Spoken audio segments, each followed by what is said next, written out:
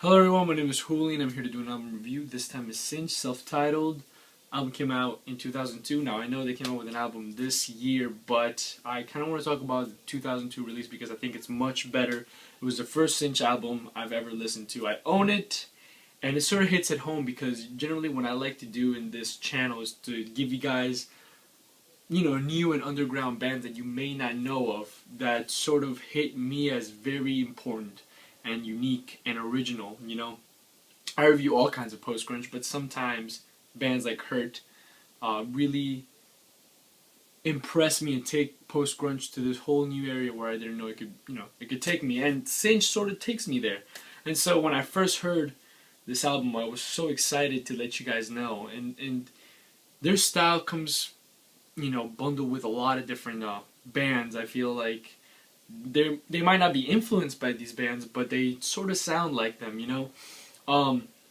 Guitar wise, this reminds me of a perfect circle. Like if you took out the singing and you just left the guitars and the effects and the textures, it gives me a perfect circle vibe. The opening track sort of just lets you know that I'm right about that.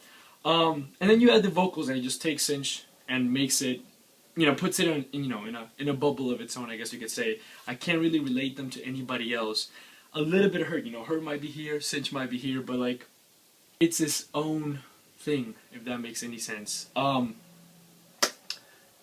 Just because they're original doesn't mean they're good, though. I don't want to let you guys think that every single song in this album was fucking amazing. This album is an average album. Like, it had potential, but it slowly started declining, and I feel like they could have gotten and taken this album and, made it much better. But sadly, it didn't do that, and by the end of the album, I was so let down. Not because the music sucked, or the lyrics sucked, or the vocals sucked, because like the first couple tracks, and some tracks at the end and the middle, really impressed me so much that the other tracks didn't make any sense. It doesn't matter. Either way, this album deserves your time, for sure. Check it out on Spotify. They have their whole discography. It's really good. But onto the vocals, which really captured me. This dude kind of has no limits and takes you in different places. Like, for example, Coheed and Cambria, one of my favorite bands of all time, plays around, Claudio Sanchez, the frontman, plays around with his voice, changing it and giving it a whole new, I see it in a whole new light. I see singing as much more than just singing. And Cinch's lead vocalist, does the same. Like in one song, he stutters to emphasize something fucked up in the person he's singing about. In the theme of the song, I guess you could say, there's groaning, there's high screams, there's relaxed vocals. He kind of takes each song and takes it to where it needs to be. There's that limit, and then there's that in-depth sound that you're just like, wow. So I'm not saying he's the best screamer ever. I'm just saying I wasn't expecting that coming into this album, listening to it. He has a lot of tone and variation with his voice, so he can do so much and bring so much more to the table.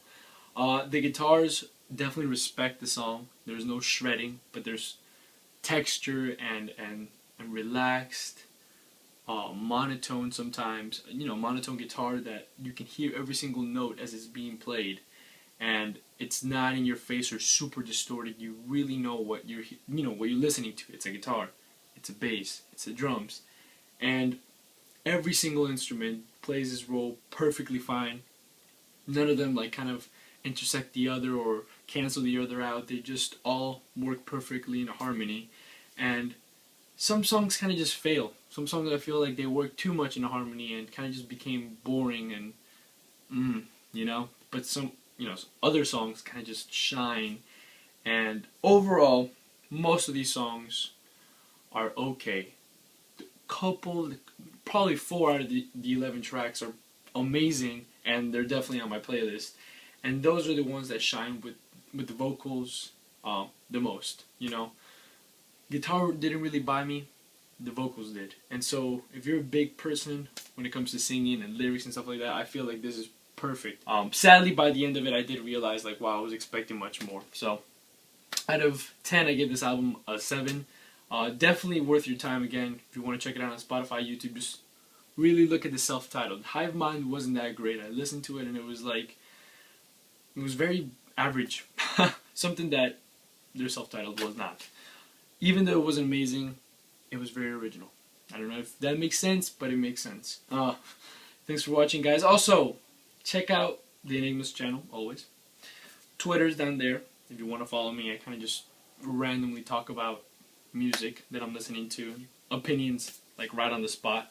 And so, you know, what's going on with the channel. And last, which I think should be good news for you guys, the channel's becoming sort of official now. Like, I'm in college and I want to make this channel actually become kind of my job.